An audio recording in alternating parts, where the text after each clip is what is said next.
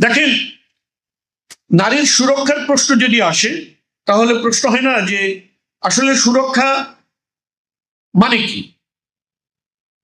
সুরক্ষা এবং সমতা এই দুটো সাংঘর্ষিক বিষয়। খেয়াল করেন, সুরক্ষা এবং সমতা এটা কি সাংঘর্ষিক বিষয়। কিভাবে? সুরক্ষা সবসময় একজন আরেকজনকে দেয়, সুরক্ষা একজন আরেকজনকে দেয়। সমতা সবসময় রাইভেলারি তৈরি করে, প্রতিদ্বন্দ্বিতা সৃষ্টি করে। সমতা সবসময় প্রতিদ্বন্দ্বিতা সৃষ্টি করে। আর উঁচু এবং নিচু, কিংবা উঁচু নিচু বলতে আমি দুজনের যে পার্থক্য এটা বোঝাচ্ছি, সেখানে একজন আরেকজনের প্রতি দায়িত্বশীল হয়। যখন হয় তখন তিনি তাকে সুরক্ষা দেন। তাহলে সুরক্ষার প্রশ্নটা নারীদের প্রসঙ্গে কেন আসবে এটা আমাদেরকে বোঝা দরকার। এবং কে তাকে অরক্ষিত করছে? একজনের যদি কেউ অরক্ষিত না করে তাহলে সুরক্ষা দেওয়ার প্রসঙ্গ কোত্থেকে আসবে এটা আমাদেরকে বুঝতে হবে। এরপরে নারী কি নিজেই নিজেকে সুরক্ষা দিতে পারে কিনা,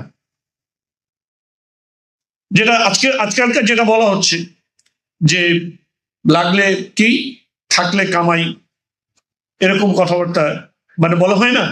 সো আসলে এই ব্যাপারটা এরকম কিনা যে অর্থ, যদি কেবল অর্থ থাকে তাহলে আসলে সে সুরক্ষিত কিনা।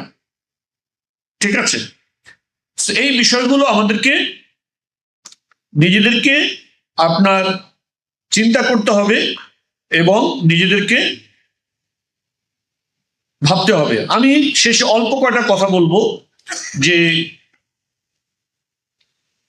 নারীদের প্রতি আপনারা যে সুরক্ষার যে প্রসঙ্গ, সেই সুরক্ষার একটা জায়গা হলো নারীর আর্থিক সুরক্ষা। নারীর আর্থিক সুরক্ষা, আর্থিক সুরক্ষার জায়গাতে ইসলাম তাকে এমন একটা সুবিধা দিছে যে আপনার কখনো তার উপরে কোনো আর্থিক বোঝা, দায়িত্ব তার উপরে নেই। সে যদি যখন জন্মগ্রহণ করে তখন বাবা না থাকলে ভাই, বিয়ে হয়ে গেলে হাজবেন্ড যদি মারা যায় তাহলে আবার সন্তানরা, যদি সন্তান না থাকে তার গার্ডিয়ানরা, এমনকি কেউ যদি না থাকে তাহলে রাষ্ট্রের। মানে আপনার উপার্জন করে খেতে হবে, নিজের কামাই নিজেকে করে খেতে হবে, এই দায়িত্ব কখনো ইসলাম নারীর উপরে দেয় না। অত্যন্ত দুঃখজনক ভাবে আজকাল আমাদের অনেক, এমনকি ইসলাম ভাবাপন্ন এরকম অনেক মানুষদের ভিতরেও দেখা যায় যে তারা নারীদেরকে উপার্জন করতে বাধ্য করে এবং সার্টেন লাইফ স্ট্যান্ডার্ড মেনটেন করার জন্য তাদেরকে আয় রোজগার করার জন্য বাধ্য করে। এই ধরনের প্রবণতা আমাদের এই আধুনিক সমাজের ভিতরে ব্যাপকভাবে দেখা যায়। বিশেষ করে যে কারণে এটা বেশি হয়, কারণ হলো আপনার একটা সার্টেন লাইফ স্ট্যান্ডার্ড আমরা মেনটেন ধরে নিছি যে আমার এইরকম একটা লাইফের স্ট্যান্ডার্ড মেনটেন করতে হবে। কিন্তু ওই স্ট্যান্ডার্ডটা মেনটেন করতে হলে আপনার যে অর্থ দরকার, এই অর্থটা আসলে একজনের পক্ষে উপার্জন করা কিনা সম্ভব না। তখন তারা বাধ্য হয়ে তাদেরকে। সুতরাং যদি আপনি সত্যিকার ভাবে ইসলামের চিন্তার উপরে আপনার আস্থা থাকে তাহলে আপনাকে এমন চিন্তা থেকেই সরে আসতে হবে। আপনি ভাববেন যে এমন লাইফ স্ট্যান্ডার্ড আমি সেট করব না যেটাতে আমার স্ত্রীকে উপার্জনে নিতে আমাকে কি করে, বাধ্য করে। আপনি যতটুকু আপনার পক্ষে সম্ভব ততটুকু উপার্জন করবেন এবং সেটা দিয়ে যে লাইফ স্ট্যান্ডার্ড মেনটেন করা সম্ভব সেটা করবেন। আপনি তার উপরে জুলুম চাপিয়ে দিবেন না। আপনার সমাজে তাকে নিরাপত্তা দেওয়া, সামাজিক নিরাপত্তা দেওয়া, অর্থাৎ ঘর, আপনি তাকে এমন একটা আবাসস্থল আপনি দিবেন যে জায়গাতে তিনি বাহিরের সকল বিপদ থেকে, চোর থেকে, ডাকাত থেকে, কোন রকম আপনার শারীরিক কোনো আঘাত থেকে, যে কোনো কিছু থেকে যদি কি থাকেন, সুরক্ষিত থাকেন, এটা দিবেন।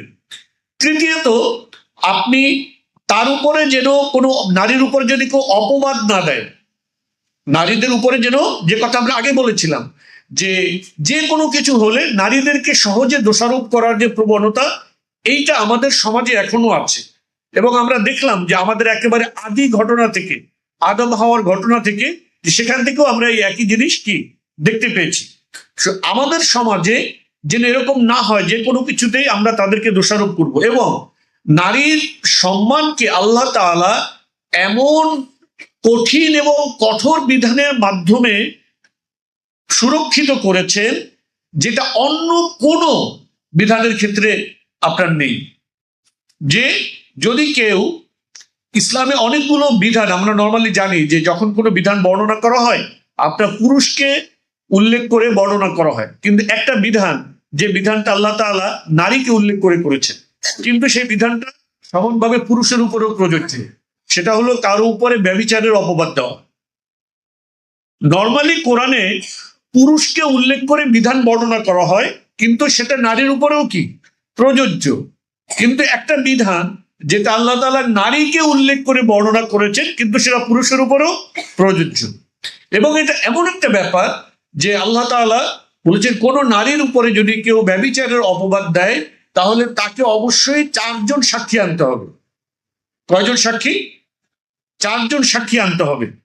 এবং লাউলা ইয়াতু বিআরবাআতি শুহাদা ফাইদ লাম ইয়াতু বিশুহাদা, যদি সে 4 জন সাক্ষী প্রডিউস করতে না পারে, ফাউলাইকা ইনদাল্লাহি হুমুল কাযিবুন, তাহলে সে আল্লাহর কাছে মিথ্যাবাদী।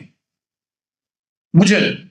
আচ্ছা, আপনি যদি কাউকে দেখেন যে কোনো একজন মানুষ ব্যভিচারের রত, 2 জন মানুষ আপনারা দেখছেন, 3 জন মানুষ দেখছেন, আর কোনো সাক্ষী নেই, আপনি যদি 3 জন মানুষ দেখেন এবং কাজের কাছে গিয়ে বিচার দেন যে এই পুরুষ এবং এই নারী ব্যভিচার করেছে, তাহলে কি বিচার হবে জানেন? হ্যাঁ, 3 জন সাক্ষী নিজ চোখে 3 জন চাক্ষুষ দেখেছেন তারা ব্যভিচারে লিপ্ত। আপনি গিয়ে কাজের কাছে যদি বিচার দেন তাহলে কি হবে জানেন? হ্যাঁ, এই 3 জনকে 80 ধরে মারা হবে প্রত্যেককে। জাস্ট ইম্যাজিন আল্লাহ তাআলা ব্যাপারটাকে কেমন সিরিয়াসলি দেখেছেন। এবং এই ঘটনা ঘটেছে ওমর রাদিয়াল্লাহু তাআলা আনহুর সময়। একজন ব্যক্তিকে এরকম তার উপরে ব্যভিচারের অপবাদ আনা হয়েছে, আনার পরে 3 জন এসে সাক্ষ্য দিছে এবং 4র্থ জন আসছে সাক্ষ্য দেওয়ার, উনি এসে সাক্ষী উদ্ধ করছেন, বলছে আমি সাক্ষী দিব না, এবং তখন এই বাকি 3 জনকে দৌড়া মারা হয়েছে। ইট ইজ মানশা অফ আল্লাহ, এইটা আল্লাহর চাওয়া। বুঝেন, এইটা আল্লাহর চাওয়া। আল্লাহ তাআলা একটা বিষয়কে, মানে নারীর ইজ্জতকে, নারীর সম্মানকে আল্লাহ তাআলা কত সিরিয়াসলি দেখেছেন যে আল্লাহ তাআলা বলছেন তাহসাবুনাহু হাইয়িনা ওয়া হুয়া ইনদাল্লাহি আযীম। তোমাদের কাছে মনে হয়েছে এরকম সামান্য ব্যাপার, একজন একটা কথা বললো, একটা উড়া কথা, একটা কথা বলে দিল, আর তুমি এই ধরনের কথা বলে বেড়াচ্ছ, তোমার কাছে প্রমাণ নাই, সাক্ষী নাই, কিছু নাই, তুমি এরকম কথা বলে বেড়াচ্ছ। আল্লাহ তাআলা বলছেন তাহসাবুনাহু হাইয়িনা ওয়া হুয়া ইনদাল্লাহি, তুমি ব্যাপারটাকে হালকা মনে করেছো, এটা আল্লাহর কাছে অত্যন্ত কঠোর, অত্যন্ত কঠিন। দেখেন, চুরি করাও কিন্তু একটা অপরাধ, অপরাধ না? মদ খাওয়াও কি একটা অপরাধ না? অপরাধ। চুরি করলে ব্যক্তি ফাসিক না? যে চুরি করে সে কি ফাসিক? তো ধরে চুরি যদি কারো প্রমাণিত হয় তাহলে সে কি ফাসিক। যে মদ খায়, মদ খেয়ে যদি প্রমাণিত হয় এই লোকও ফাসিক। চুরি করার শাস্তি হাত কাটা, মদ খাওয়ার শাস্তি 80 দৌড়া, রাইট? শাস্তি কিন্তু এই পর্যন্ত। কিন্তু যদি কোনো ব্যক্তি কোনো নারীকে অপবাদ দেয় এবং এই পর্যাপ্ত পরিমাণে সাক্ষী সে প্রডিউস করতে না পারে, তাহলে তাকে 80 দৌড়া তো মারা হবে। একই সাথে আল্লাহ বলতেছেন লা তাকবালু লাহু শাহাদাতান আবাদা, ওর সাক্ষী আর কখনো গ্রহণ করবা না। ইউ জাস্ট ইমাজিন, আপনি জাস্ট চিন্তা করেন আল্লাহ তাআলা বিষয়টাকে কত সিরিয়াসলি দেখেছেন, নারীর সম্মানকে, নারীর মর্যাদাকে। বুঝতে পেরেছেন? এই জন্য আমরা আমাদের সামাজিক জীবনে যেন কখনো নারী ইস্যু যখন আমাদের সামনে আসবে তখন আমরা যেন হাইলি ডিসেন্সির পরিচয় দিই। ডিসেন্সি, যে ভদ্রতা, যে সভ্যতা, এটা তো আমাদের এমনিতেও থাকবে। নারী ইস্যু যখন আসবে তখন আমরা হাইলি ডিসেন্সির পরিচয় যেন দিই। তাদের প্রসঙ্গে একটা কথা উচ্চারণ করতে, তাদের প্রসঙ্গে একটা আলোচনা করতে, একটা কথা বলতে যেন আমরা চূড়ান্ত পর্যায়ের সভ্যতা এবং ভদ্রতার পরিচয়, যেটা আল্লাহ তাআলা চান। কোরআনে আল্লাহ তাআলা শারীরিক সম্পর্কের কথা বলতে গিয়ে আল্লাহ তাআলা কোন লেভেলের মানে আপনার আদা বেরিয়ে দিচ্ছে। আল্লাহ বলছে ফালাম্মা তাগাশশাহা হামালাত হামলান খাফিফান। যখন শারীরিক সম্পর্ক এই ধরনের ব্যাপারগুলোর কথা আসে তখন আল্লাহ তাআলা এটা আলংকারিক ভাবে উল্লেখ করেন। অতঃপর যখন সে তাকে আবৃত করে নিল এবং সে গর্ভধার ফালাম্মা তাগাশশাহা হামালাত হামলান খাফিফান, এবং সে হালকা গর্ভধারণ করলো, মানে শব্দটা কিভাবে চয়ন করেছেন, অতঃপর যখন সে তাকে আবৃত করে নিল। এটা আল্লাহ তাআলার সৌন্দর্য, ইসলামের সৌন্দর্য। সুতরাং নারী ইস্যুতে আমরা যেন সবসময় হাইলি ডিসেন্সিভ আপনার পরিচয় দিই।